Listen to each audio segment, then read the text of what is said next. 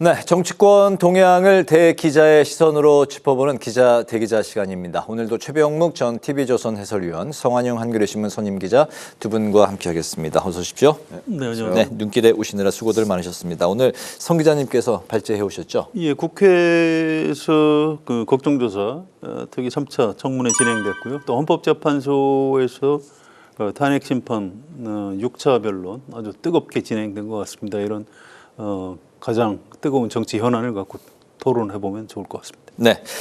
오늘 국회 내란 혐의 국조특위 3차 청문회가 이어졌습니다.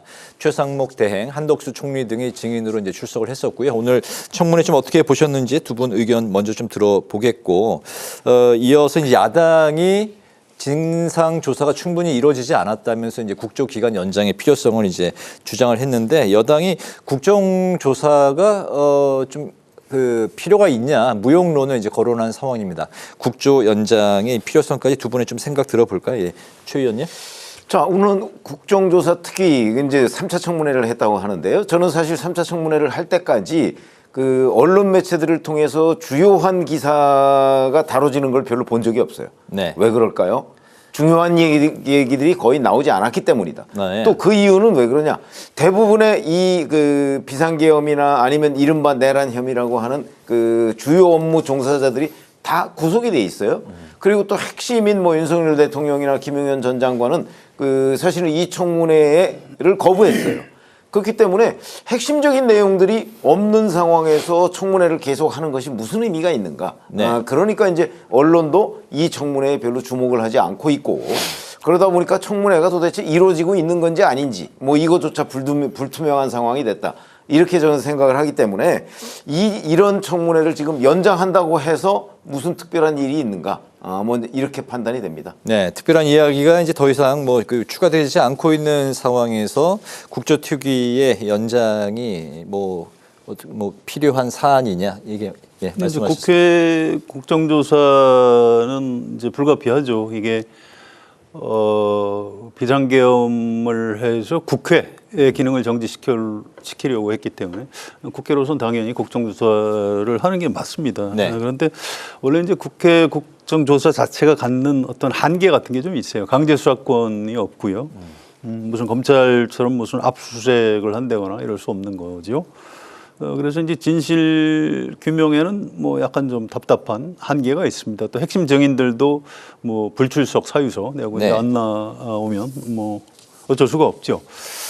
그런데 또 이 국정조사의 장점이 있습니다. 이게 공개적으로 청문회 같은 걸 하면 이 증인들이 나와서 이렇게 증언하는 걸 다 공개적으로 의원들도 보지만 국민도 이렇게 보는 겁니다. 이렇게 판단을 할 수 있는 거죠. 이게 이번 비상계엄하고 직접적인 관련이 있는 사안은 아니지만, 예를 들어서 저는 굉장히 인상적으로 본 게요. 육군 첩보부대 부대장 출신이 네. 그 노상원 전 정보사령관이 굉장히 이상한 사람이다 하면서 그 북파했던 공작원들 임무가 끝나면은 그 원격으로 폭파하는 조끼를 입혀서 이렇게 요원들을 폭사시켜라 뭐 이런 지시를 한 적이 있다고 뭐 이렇게 증언을 했어요. 그래서 아니 이번 그 비상계엄에 민간인이 개입을 한 것도 놀라운 일이고, 그런데 최근에 그 경호처 차장한테 뭐 비화폰을 넘겨받았다. 그래서 이번 비상계엄에 굉장히 그 민간인이 깊숙이 개입을 했다. 그런데 또 이 사람이 굉장히 좀 이상한 사람이었구나. 네. 정보사령관 시절에도 이제 이런 걸 이제 알게 됐고요. 또 비다나 씨라는 이제 무속인이 한 분 나와서 바로 이분 노상원 전 사령관이 자기한테 이 사람이 앞으로 잘 될 사람인지 좀 이렇게 봐달라 뭐 이런 걸 해서 자기가 얘기를 해줬다. 네. 김영현 그 당시에는 이제 장관 되기 전이죠. 그러니까 이 사람이 이름하고 생년월일 이런 걸 주면서 이 사람하고 내가 뭔가 일을 좀 같이 하고 싶은데 이 사람이 잘 되겠느냐 뭐 이런 걸 물어보고. 네.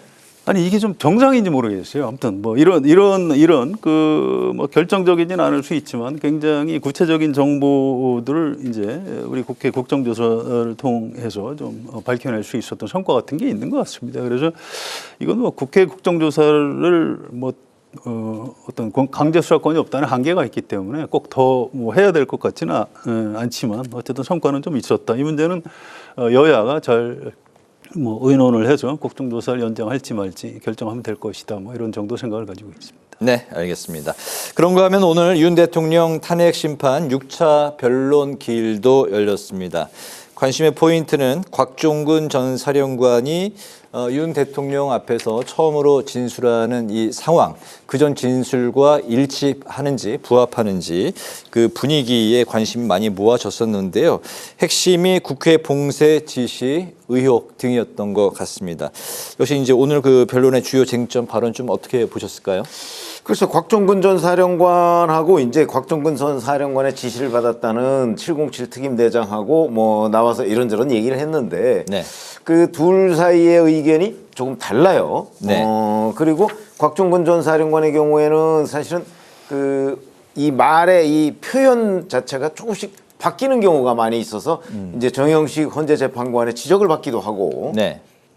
이런 점을 본다면 지금 이제 헌재에서 사실은 이게 내란 그 죄가 된다 또는 뭐 내란 행위가 있었다 없었다 뭐 이런 것들의 핵심 내용의 사실관계를 지금 규명을 해가는 과정이라고 저는 보거든요. 네. 아까 뭐 국회 측 대리인단은 뭐 이미 뭐 다 끝났다 이렇게 얘기를 하지만 글쎄 제가 보기에는 끝난 상황은 아니고 이제 사실관계가 지금 하나씩 두 개씩 이렇게 그 이제 정리가 돼가는 과정인데 네. 그 과정에서 오히려 이견이 너무 많이 드러났다고 생각을 해요. 그러니까 자 국회를 봉쇄하라고 한 것인지 아니면 뭐 방어하라고 했다는 것인지 아니면 뭐 문을 부수고 누구를 끌어내라고 한 것인지 네.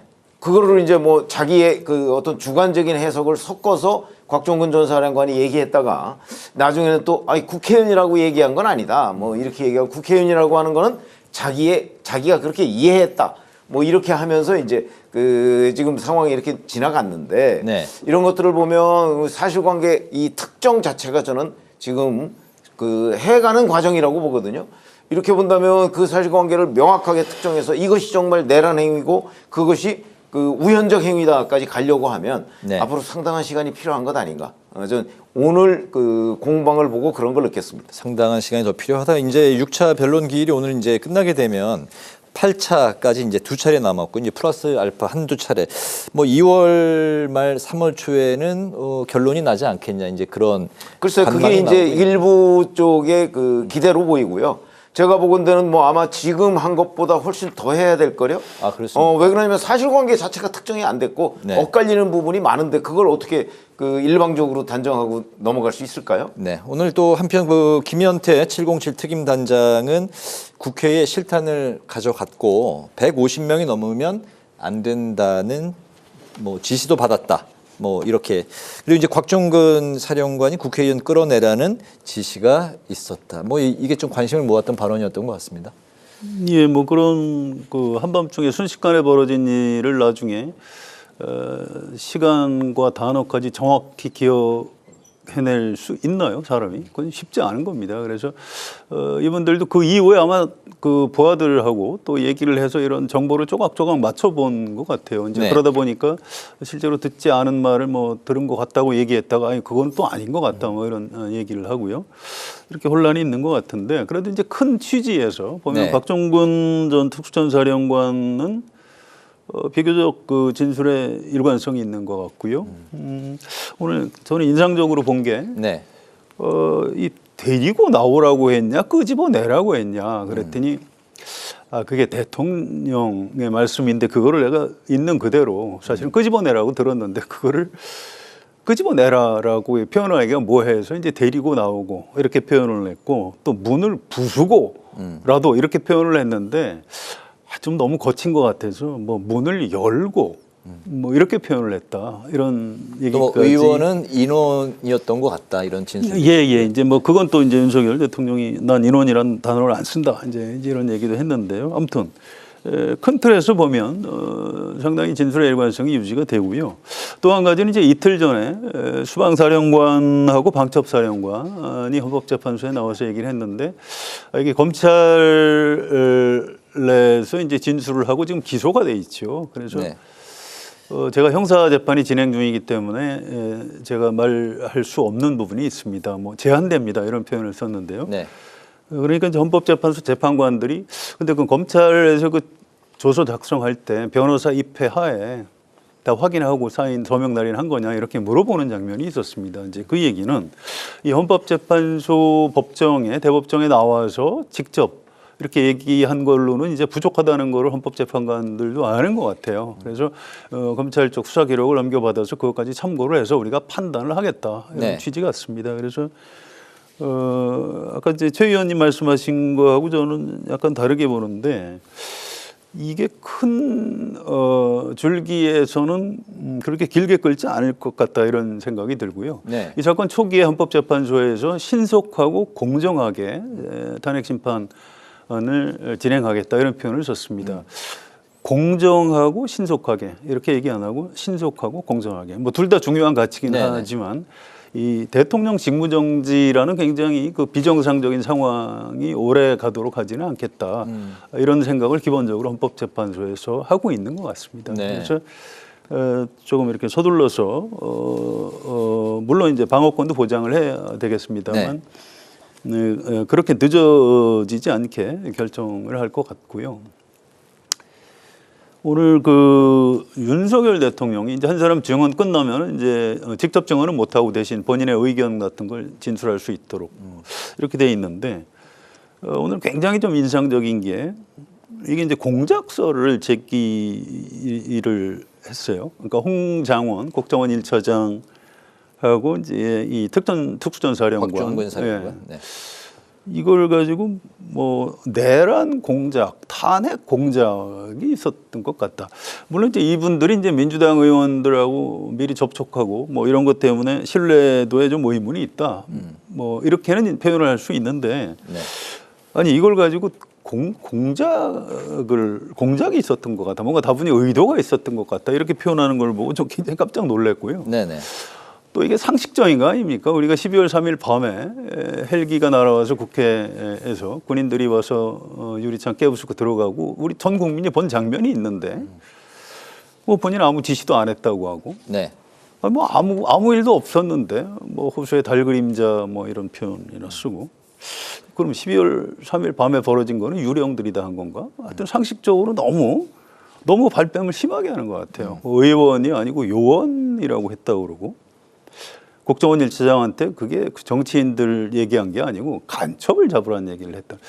아니 그걸 지금 우리 보고 믿으라는 건지. 참 네. 하여튼 이건 재판관들이 판단할 거고요. 하여튼 온 국민이 지금 지켜보고 있는데 제가 볼 땐 좀 심하게 표현하면 좀 너무 좀 뻔뻔한 것 같습니다. 네. 발뺌이라는 이제 표현 쓰셨는데 일체를 좀 이제 부정하는 그런 윤 대통령 측의 전략 아니냐 말씀하셨고 또 2월 13일이 이제 8차 변론이 이제 종료가 되는데 앞으로 좀 별로 길게 끌 것 같지는 않다. 글쎄, 뭐 제가 보기에는 그건 이제 민주당 쪽의 시각인 것으로 보이고요. 그 우선 사실관계가 지금 정리가 안 돼 있다니까요. 근데 안 돼 있는데 윤석열 대통령 말은 무조건 거짓말이야. 이렇게 단정하고서 그냥 원님 재판식으로 내재를 알렸다 이러고서 헌법재판소가 끝낼 수 있을까요? 전 그렇게 못 끝낼 것으로 보고 있습니다. 네. 왜냐하면 이게 그 일반 그 판결 같으면요.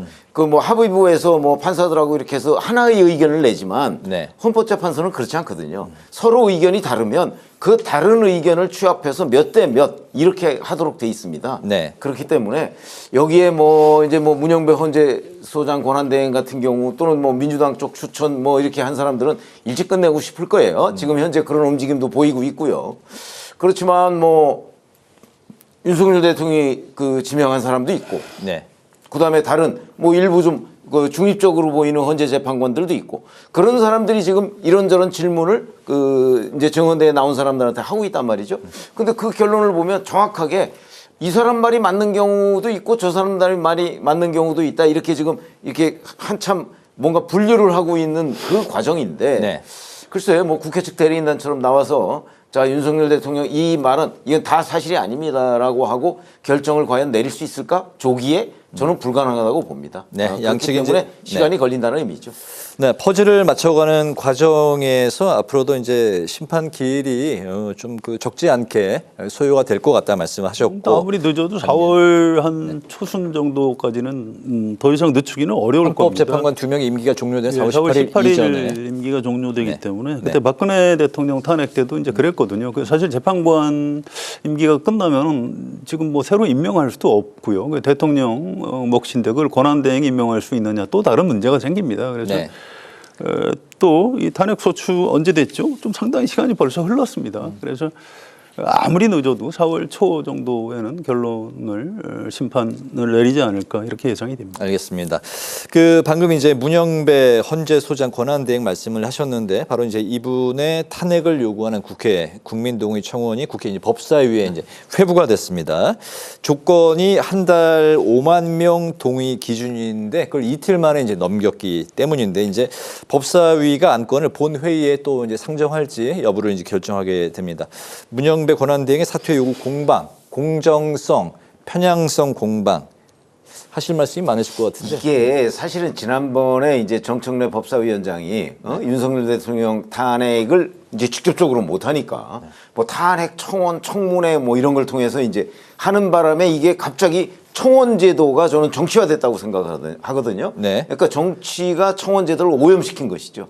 저는 그 여파로 지금 이제 그 문영배 헌재소장 권한대행도 지금 여기까지 왔다고 생각을 합니다. 저는 탄핵 청원 이 청원 제도라는 것이 네. 이런 뭐 청원 청문회 뭐 이런 식으로 다른 탄핵이나 이런 걸 그 제대로 추진하지 못할 때 어떤 우회로로 선택할 수 있는 영역은 아니라고 생각을 해요.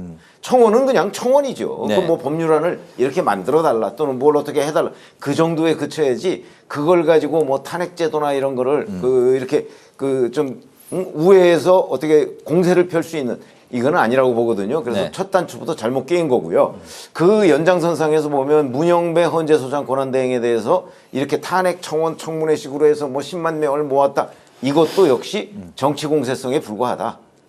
이런 것들은 사실은 그 처음부터 없었어야 될 일이다 이렇게 생각합니다. 네, 알겠습니다. 네. 근데 지금 뭐 저도 비슷한 의견이에요. 이게 이제 헌법재판소 재판관들에 대해서 이제 정치 공세 정도는 할 수가 있는데 이걸 그렇다고 무슨 탄핵을 하라 이건 말이 안 되는 거죠. 헌법재판소 재판관들은 이 다양성 자체가 기본입니다. 그래서 대통령 셋, 그 국회 셋, 대법원장 셋 이렇게 몫을 나눠준 거고요.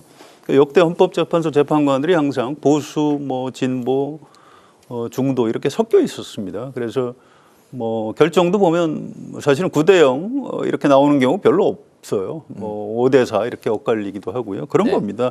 사실은 헌법재판소가 1988년에 생겼는데 그때 재판관들 중에는 뭐 4선 국회의원 출신도 계셨고요. 초대 재판관들 중에 또 민정당 전국구 의원을 했던 분도 재판관으로 있었습니다. 네. 또 지금도 이제 독일의 경우에는 독일이 우리하고 비슷하죠. 근데 헌법재판소 재판관들이 당적을 가진 경우가 꽤 많이 있습니다. 그래서 정치하고 뭐 전혀 관계없는 사람들이 재판을 해야 되냐. 이건 사법부 대법관하고 또 다른 거예요. 헌법재판소 재판관들은 정치적 다양성이 있는 게 정상인데 문영배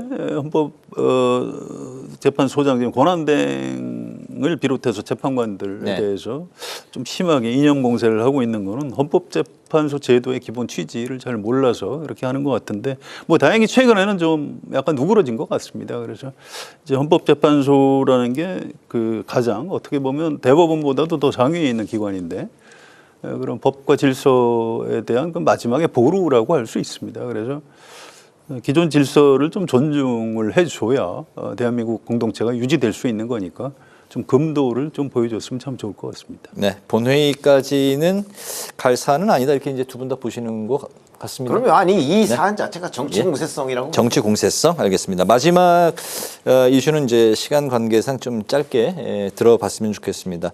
최근 이재명 민주당 대표가 실용주의를 앞세운 우클릭 행보를 보이고 있다 이런 이야기들이 많이 나오고 있습니다. 금투세 폐지, 반도체 특별법의 주 52시간 근로 예외 조항도 이제 수용할 움직임을 보이고 있는 상황인데 어쨌든 이제 외환 확장을 시도하고 있는 이 대표 우클릭 행보가 어느 정도 좀 도움이 될 거라고 보십니까?